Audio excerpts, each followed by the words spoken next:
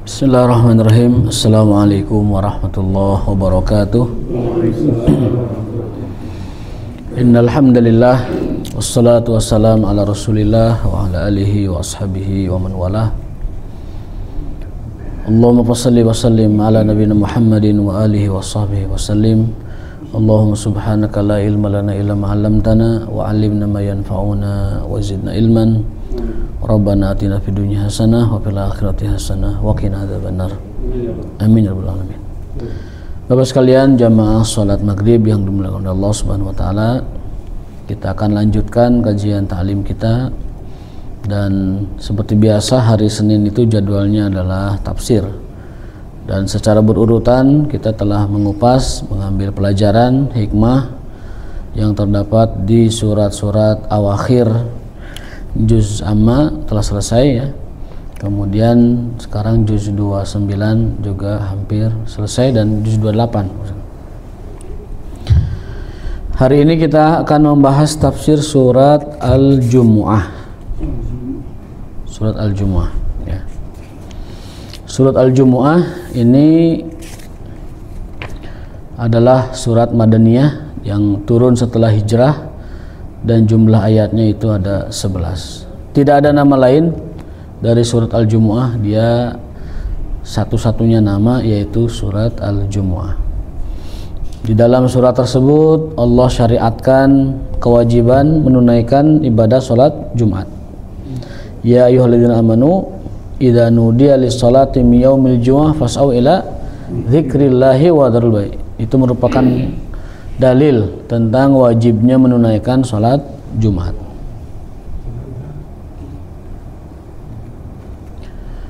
Kemudian di dalam hadis Rasulullah SAW juga disebutkan tentang kewajiban menunaikan ibadah salat Jumat.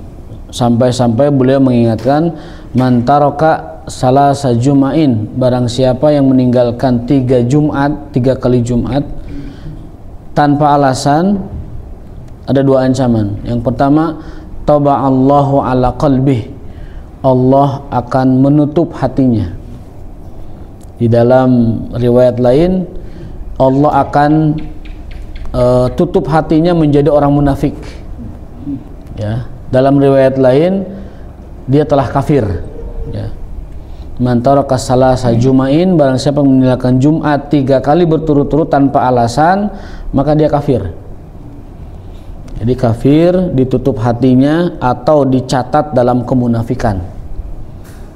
Sampaikan ini kepada orang-orang yang masih malas menunaikan sholat Jumat ya. Perintah Al-Qur'annya jelas, hadis Rasulnya jelas, ancamannya pun jelas bagi orang yang meninggalkan ibadah sholat Jumat. Karena ada kelompok, ada firqah di dalam tubuh umat Islam itu yang meyakini bahwa Jumat itu tidak wajib. Alasannya karena kita sekarang masih fase Mekah katanya. Karena kita masih di dalam fase Mekah, fase perjuangan menegakkan agama, maka tidak ada perintah-perintah atau kewajiban-kewajiban dari Allah Ta'ala yang wajib kita lakukan, kecuali sholat saja mungkin. Sehingga mereka tidak melaksanakan perintah-perintah agama yang bahkan sifatnya itu rukun Islam. Mereka tidak berhaji, mereka tidak berzakat, mereka tidak puasa, mereka tidak sholat Jumat. Karena apa? Karena ibadah-ibadah tersebut diwajibkan Allah di Madinah, dan kita sekarang masih dalam fase perjuangan Mekah. Itu alasannya begitu. Dan itu biasanya digaungkan oleh kelompok, kalau di kita itu N11 diantaranya, NDI ya. Itu sebagian di antara mereka, ulama kelompok lain apa masih ada atau enggak ya, itu mereka meyakini bahwa kaum muslimin sekarang itu adalah fase Mekah, sehingga tidak wajib beribadah kecuali ibadah tertentu yang diwajibkan di Mekah ya. Namun dapat kita bantah secara ilmiah. Yang pertama adalah firman Allah Subhanahu wa taala, al-yauma akmaltu lakum dinakum wa atmamtu alaikum ni'mati wa raditu lakumul islam dina. Dalam surat Al-Maidah ayat 3 Allah telah menyatakan bahwa hari ini aku telah sempurnakan agamaku kepada kalian. Islam sudah sempurna, sudah kafah, sudah sempurna. Tidak ada lagi alasan kita melaksanakan kewajiban fase Mekah atau fase Madinah. Islam sudah sempurna, tidak ada lagi fase Mekah, fase Madinah. Adapun maksud hadis Nabi la hijrata ba'dal fathi, tidak ada hijrah setelah Futuh Mekah, itu maksudnya adalah hijrah makani, hijrah lokasi dari Mekah ke Madinah. Itu sudah tidak ada lagi karena Madinah sudah jadi kota Islam, Mekah sudah jadi kota Islam, tidak ada lagi hijrah antara Mekah ke Madinah, ya. Jadi maksud hadis Nabi tidak ada hijrah setelah Futuh Mekah, itu maksudnya adalah hijrah makani yang dimaksud di dalam ayat-ayat hijrah yang berkenaan dengan itu. Walakin jihadun wa niyah, tetapi yang ada sekarang adalah berjihad dan berniat untuk melakukan hijrah tersebut. Supaya tidak salah paham kita terkait dengan apa yang disebut dengan fase Mekah, fase Madinah. Nah, Allah SWT dalam surat Al-Jumu'ah menyuruh kita untuk melaksanakan sholat Jumat sebagai sebuah kewajiban. Bahkan bukan hanya perintah melaksanakan Jumat, juga untuk menghentikan seluruh transaksi keuangan. Jadi transaksi keuangan di waktu Jumat itu hukumnya adalah batal dan haram. Setengah jam siang hari waktu Jumat, itu seluruh ulama mazhab sepakat bahwa orang yang melakukan transaksi di saat itu transaksinya batal dan tidak ada keberkahan sama sekali. Mau online, mau offline, mau yang sifatnya itu konvensional atau modern, diharamkan melakukan transaksi bisnis apapun bentuk dan sifatnya di hari Jumat, tepatnya ketika waktu Jumat, berarti waktu zuhur, sekitar 10 atau sampai maksimal 30 menit. Di saat itu tidak boleh ada transaksi, baik para ibu yang di rumah maupun di warung-warung atau siapapun yang di berbagai tempat, tidak boleh ada transaksi di saat itu demi menghormati waktu Jumat. Tetapi faktanya termasuk perempuan menghormati waktu Jumat tidak boleh ada transaksi. Wadzarul bai', dan tinggalkanlah transaksi jual beli. Perintah itu umum, baik yang mau sholat Jumat ataupun yang tidak sholat Jumat. Bagi orang yang berhalangan tidak Jumat, maka mereka pun tidak boleh melakukan transaksi saat itu. Tunggu dulu sampai selesai waktu Jumat. Lihat pendapat fikih Hanafi, mereka mengatakan batalat aqduhu, batala aqduhu, akadnya batal, rusak akadnya, la barakallahu fi, dan Allah tidak akan memberkahi transaksi yang dilakukan di saat Jumat. Maka hindarilah berbagai macam transaksi keuangan atau bisnis atau apapun namanya, baik online atau offline. Jangan melakukan check out atau deal pembayaran di saat Jumat sedang berkumandang, karena hukumnya adalah rusak dan tidak akan Allah berkahi perniagaan seperti itu. Nah, ada 3 orang atau mungkin 4 orang yang Allah bolehkan mereka tidak melakukan Jumat, tidak melakukan ibadah Jumat. Yang pertama adalah wanita, yang kedua adalah sahaya, yang ketiga adalah orang sakit, yang keempat adalah musafir, perjalanan. Ya, mereka ini adalah orang-orang yang dibolehkan tidak berjumat. Satu lagi tambahan, mungkin kalau mau ditambah itu orang yang dalam keadaan darurat. Ya. Tapi kalau kita rinci secara secara hukum itu 4 orang. Kewajiban Jumat melekat kepada setiap muslim kecuali 4 orang, illa ala arba'in.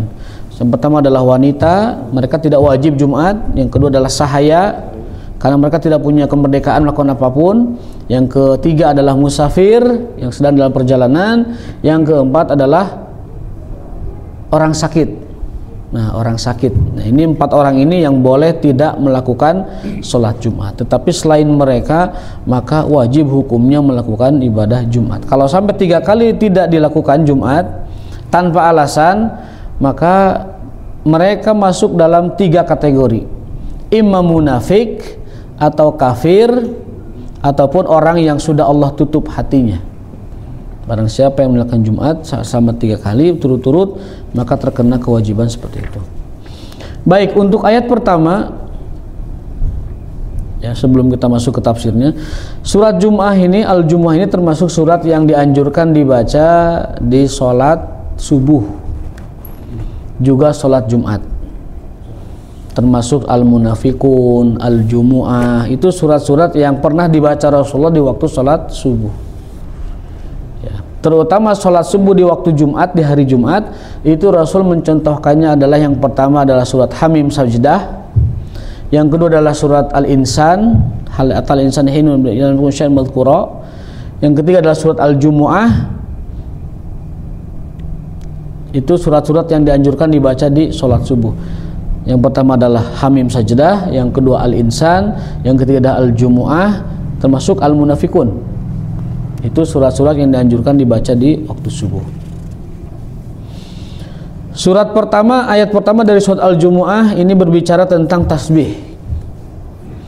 Tasbih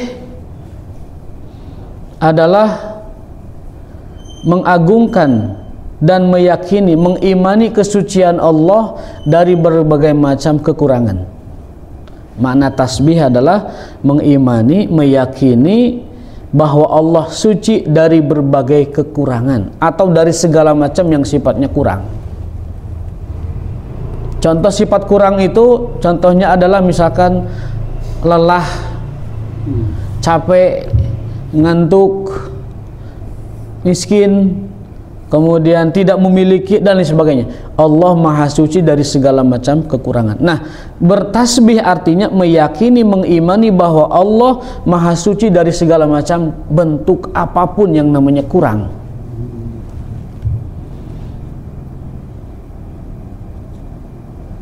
Bahkan dalam hadis yang panjang Nabi ceritakan bahwa laukana awwalakum wa insakum wa jinnakum kanu ala atqa qalbi rajulin wahid minkum lam yajid dzalika fi mulki syai'a. Wahai anak Adam, dalam hadis qudsi ya, andaikan seluruh manusia dari manusia pertama sampai akhir, bangsa jin, bangsa apapun dikumpulkan dalam satu hati yang beriman dan paling bertakwa kepada Allah, semuanya sama bertakwa kepada Allah, lam yajid dzalika fi mulki syai'a, itu tidak menambah sedikit pun kepada kewibawaan dan kekuasaannya, kesuciannya, tidak nambah sedikit pun. Wa in law anna awwalakum wa insakum wa jinnakum kanu ala afjari qalbi rajul wahid minkum. Bahkan sebaliknya, andaikan seluruh manusia dari Adam sampai hari kiamat, seluruh jin dari zaman dulu sampai akhir nanti, semuanya adalah fajir, berdusta kepada Allah, bermaksiat kepada Allah, durhaka kepada Allah, lam yankus, sedikit pun tidak mengurangi wibawa dan kemahasucian, kemahabesaan Allah Subhanahu wa taala. Nah, hal-hal semacam itu wajib kita imani. Bertasbih artinya mengimani, meyakini bahwa Allah Maha Suci dari segala macam bentuk kekurangan. Jadi kalau ada sedikit anggapan kita bahwa Allah itu kurang dalam hal apapun, nah itu berarti tasbih kita dipertanyakan, iman kita dipertanyakan. Yang kedua, arti tasbih secara bahasa artinya apa? Berenang.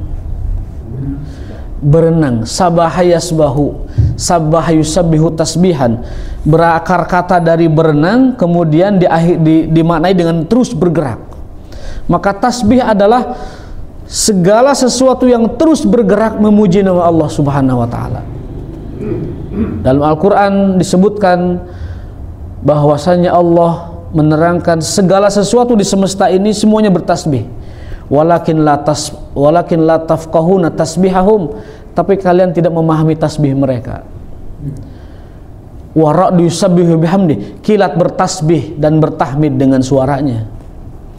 Hewan-hewan, burung-burung, gemericik air, dedaunan, suara-suara, gerakan-gerakan, lintasan-lintasan, warna-warna, semuanya bertasbih kepada Allah. Tidak ada yang tidak bertasbih Allah. Maka kalau kaun semesta ini berhenti bertasbih, itu tandanya kiamat diizinkan. Kalau semesta ini berhenti bertasbih, maka kiamat saatnya itulah. Tapi kalau selama seluruh alam semesta jagat raya ini bertasbih, itulah tasbih kita. Dan semesta ini berarti belum kiamat kalau belum berhenti bertasbih. Bukankah kita dulu pernah pelajari bahwa bumi itu satu titik dari 2 miliar bintang dalam satu galaksi yang namanya Bima Sakti, dan bahwa di semesta ini ada 2 miliar galaksi yang serupa yang berisi 2 miliar bintang itu, bahwa penemuan terbaru mengatakan ada triliunan galaksi dalam semesta ini. Subhanallah, Maha Suci Allah dari segala macam kekurangan. Nah, rasa dan nilai seperti itu mesti hadir dalam diri kita. Betapa Allah itu Maha Suci dari segala macam sesuatu yang namanya kurang, yang namanya sifat. sifat lemah gitu. Tasbih hukumnya wajib. Tasbih hukumnya wajib. Dan beberapa faidah tasbih dapat kita temui dalam beberapa keterangan. Di antara faidah tasbih itu adalah yang pertama, tasbih termasuk baqiyatus sholihat, kebaikan abadi, yang mana besar pahala dan keutamanya tidak ada yang mengungguli lagi. Tasbih itu adalah seafdol-afdolnya zikir. Subhanallah walhamdulillah wala ilaha illallah. Itu namanya baqiyatus sholihat. Yang Allah sebutkan dalam surat Al-Kahfi, itu adalah sebaik-baik pahala di sisi Tuhanmu, sebaik-baik bekal kembalimu, dan sebaik-baik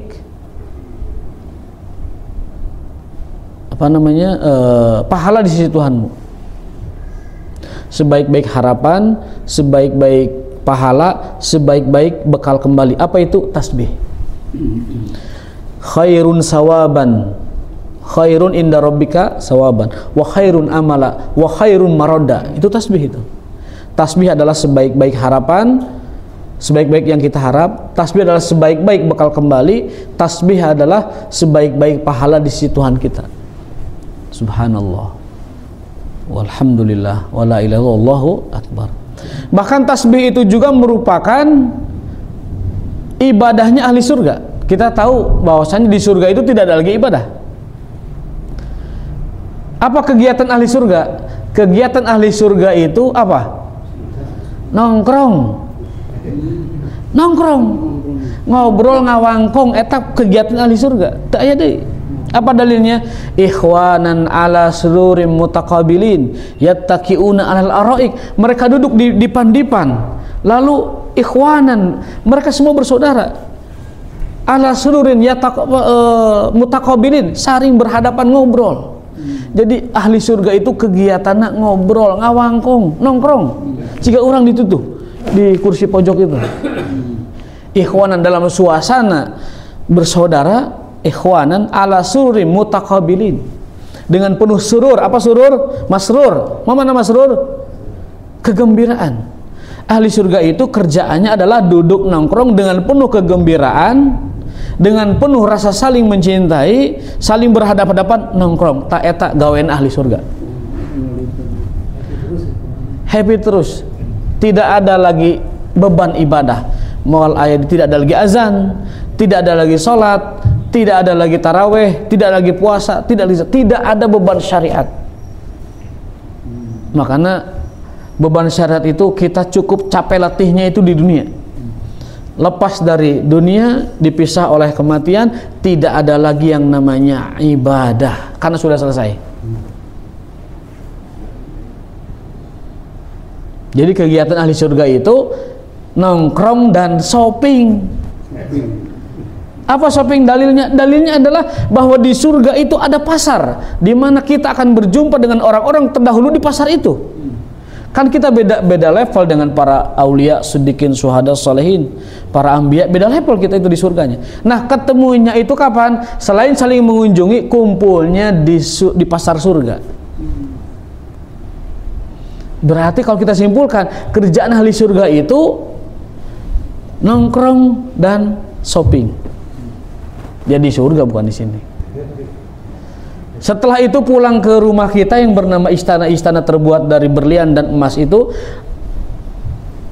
disambut oleh 100 bidadari, dalam keterangan lain 70 bidadari.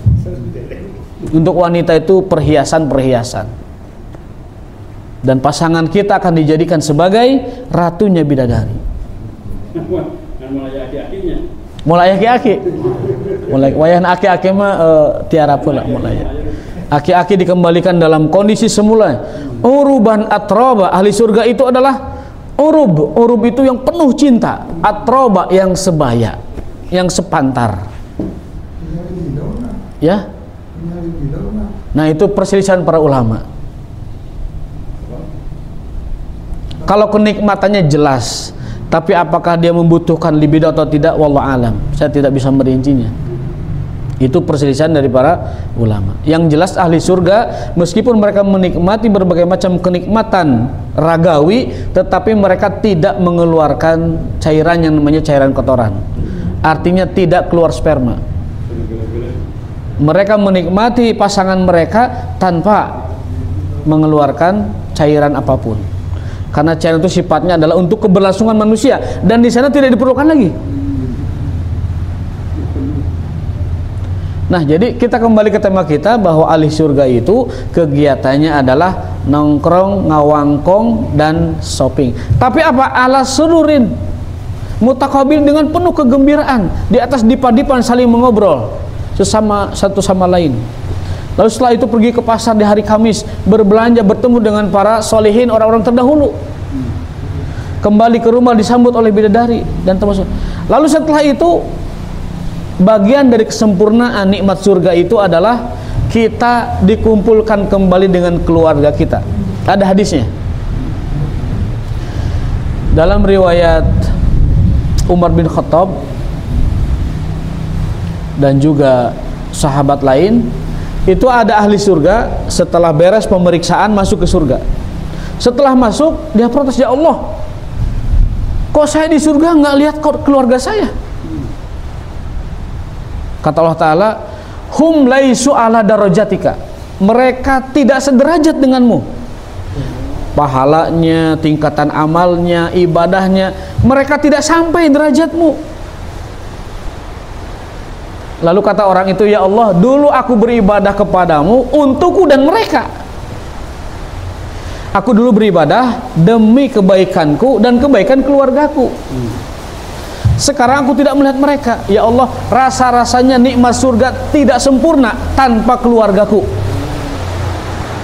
Luar biasa ya. Ahli surga protes ke Tuhan, ke Allah, "Ya Allah, nikmat surga ini tidak sempurna kalau tanpa keluargaku." Akhirnya apa? Allah suruh malaikat teangan keluargana, bawa ke dia, diteyang, dicari, dipaluruh begitu, dibawa semua ke surga. Itulah tafsir ayat Allah SWT, "Walladzina amanu wattaba'athum dzurriyyatuhum biimanin alhaqna bihim dzurriyyatahum." Alhaqna itu kami ikutkan, kami sertakan, kami abringkan, kami barengkan mereka bersama bapak-bapak mereka yang masuk surga. Jadi Pak, nanti kita di surga, setelah kita masuk, kita dapat protes kepada Allah, "Ya Allah, nikmat surga ini tanpa keluargaku tidak sempurna." Maka Allah akan bawa bagian dari kesempurnaan nikmat surga, Allah bawakan keluarga kita seluruhnya. Tapi ada syaratnya. Wattaba'athum dzurriyyatahum, apa itu? Iman. Nah, syaratnya itu iman. Wattaba'athum ala iman. Itu ada iman. Tauhidnya benar, imannya benar. Walaupun derajat amal kita tidak sama dengan orang soleh yang kita maksud, baik orang tua atau anak segala macam, itu Allah akan sertakan.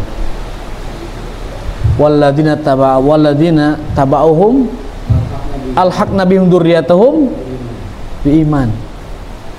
Itulah ayat bahwa Allah akan menyertakan seluruh segerbong keluarga kita asal mereka ahli iman kepada kita yang kalau kita masuk surga. Al-Quran. Maka para ulama salaf menjelaskan ayat ini luar biasa. Ada seorang mufassir, Sa'id bin Jubair, beliau mengatakan, "Ja'altus sholata," aku jadikan sholatku sebagiannya untuk anak-anakku. Jadi mereka memperbanyak sholat sunnah demi agar anaknya itu ikut ke surga gitu. Kan orang matarak gitu teh. Allah rakaat ini mah jeung incu lah, Allahu Akbar jeung incu ieu mah. Tara urang mah gitu teh. Ulama-ulama salaf mencontohkannya. Jadi sholat itu jangan egois kita doang. Dicontohkan oleh para ulama salaf bahwa mereka setiap sholat, misalkan sholat ba'diyah 2 rakaat atau sholat taubah 2 rakaat, tambah lagi 2 rakaat, "Ya Allah, ini untuk anak cucuku. Hadza li sholahi abnai wa ahfadi." Ya Allah, ini sholat tambahanku untuk kebaikan anak incuku. Orang Matara, padahal orang salaf mengamalkan itu. Itu bakti kita kepada anak-anak kita. Kan kata Abu Bakar Siddiq, baru abaakum ya burukum auladukum. Berbaktilah kepada orang tuamu, nanti anakmu berbakti kepada kamu. Berarti bakti itu ada dua, bakti kepada orang tua, bakti kepada anak. Birrul walidain dan birrul abna, ada dua berarti. Ada birrul walidain ke atas, ada birrul aulad. Kita tidak hanya birrul walidain ke atas, tapi harus birrul abna ke bawah. Dan itu jarang dibahas di kajian-kajian keagamaan, bahwa kita ternyata wajib berbakti. Kalau bahasa Indonesianya biru itu sebenarnya bukan berbakti, tidak ada bahasa Indonesia yang mewakilinya itu. Biru itu bukan hanya untuk walidain, tetapi untuk al-abna wal aulad. Itu.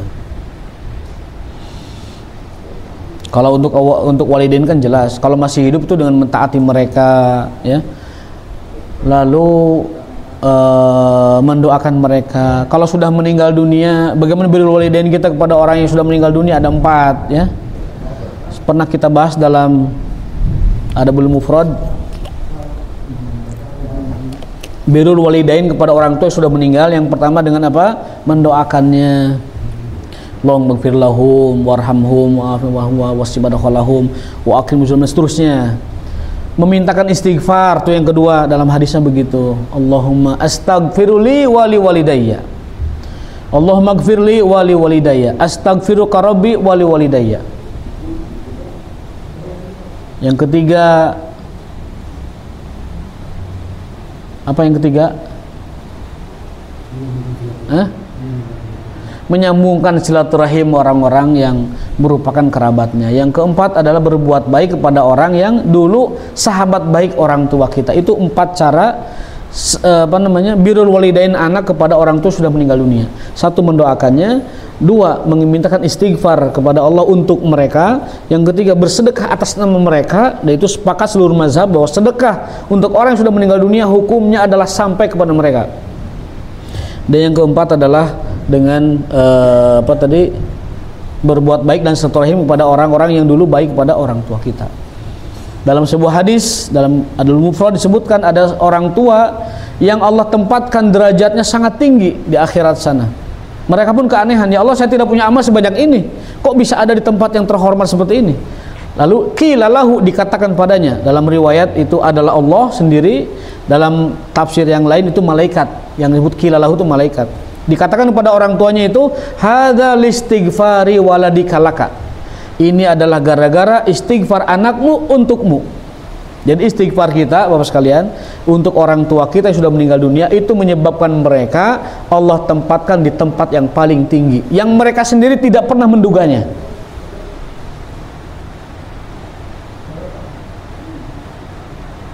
Mereka butuh doa kita dan istighfar kita lebih dari apapun. Sekali lagi, mereka butuh istighfar dari kita dan doa kita lebih dari apapun. Lebih dari apapun. Maka selipkan minimal rabbighfirli wali walidayya, atau maksimalnya astaghfirullah li wali walidayya.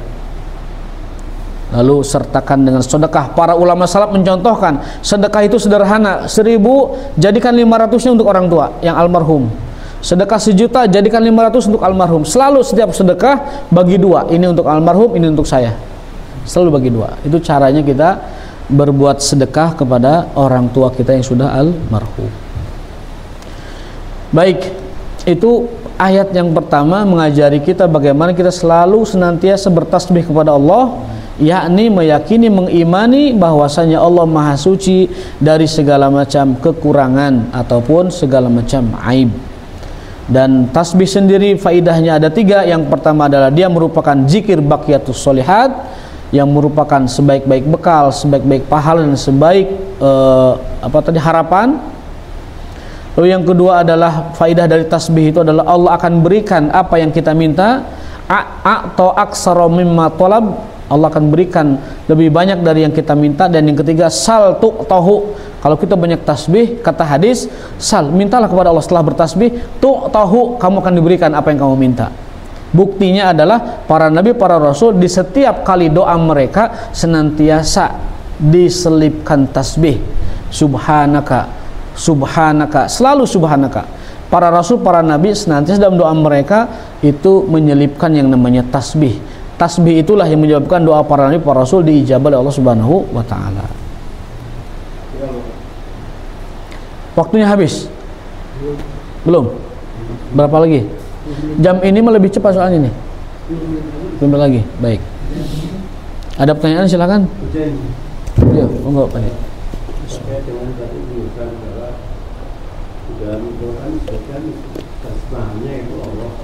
Apa tuh? Yang mana Pak Cik? Yang oh qilalahu. Ya, memang begitu tafsirnya. Itu kan hadis. Iya, ini tafsir ini kan orang yang buat. Ya kan. Padahal kalau orangnya itu kan ya pengertian kita ya orang Allah. Jadi gini,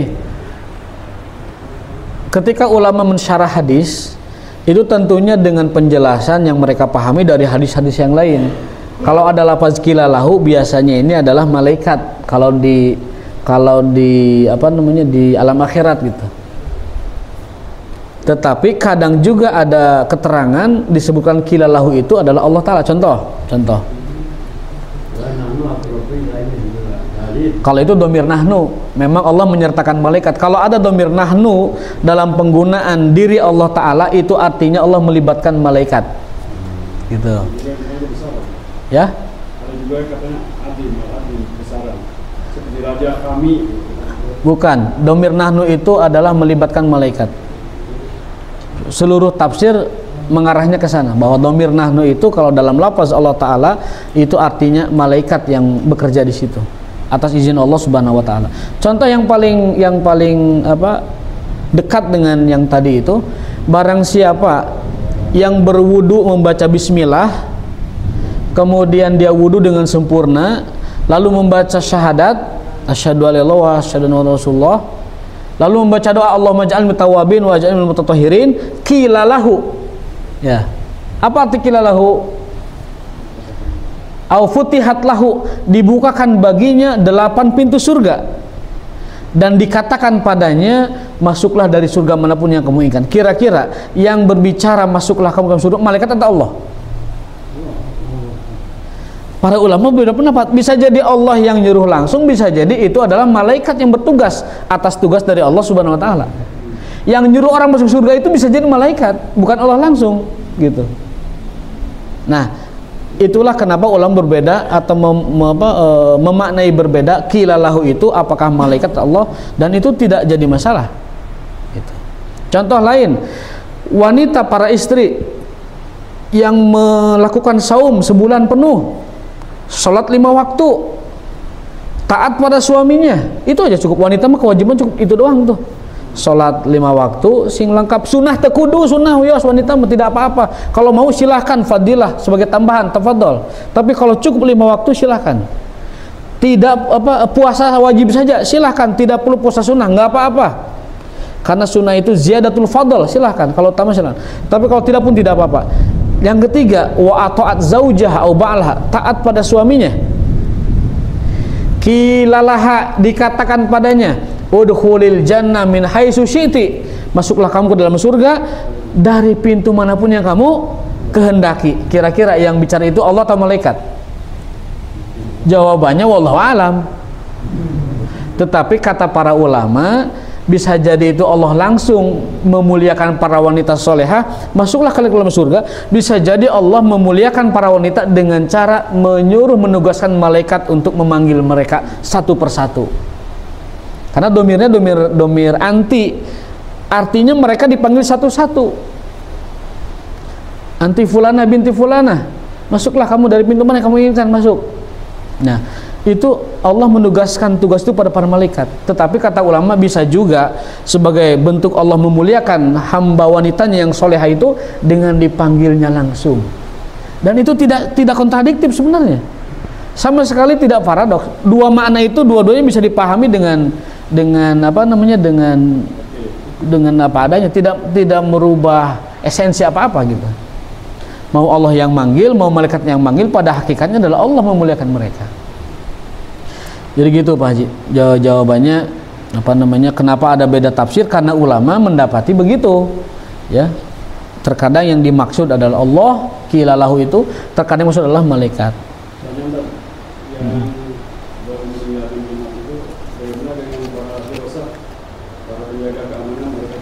Nah, itu yang tadi saya maksud dalam darurat itu. Jadi dalam fikihnya memang 4, tapi ada tambahannya, yaitu orang yang dalam keadaan hajat atau darurat, penjaga keamanan, orang yang memang dia ribat menjaga keamanan, betul-betul penjaga keamanan profesional memang ditugaskan, maka dia boleh tidak Jumat demi kenyamanan orang yang sholat Jumat, tapi nanti setelah selesai dia sholat zuhur boleh. Tapi kalau keamananan nggak boleh, keamanan itu bukan keamanan profesional, ya. Misalkan sudah ada keamanan di ujung komplek itu resmi, ada orang malah tambahan, saya jagain aja lah di sini, pos kamling tambahan. Nah, itu bukan keamanan, tapi itu adalah keamanan tambahan. Yang dimaksud boleh meninggalkan fardhah itu adalah keamanan yang memang dia ditunjuk, ditakyin sebagai petugas keamanan untuk menjaga keamanan, begitu. Ya, saya kira itu beberapa keterangan surat.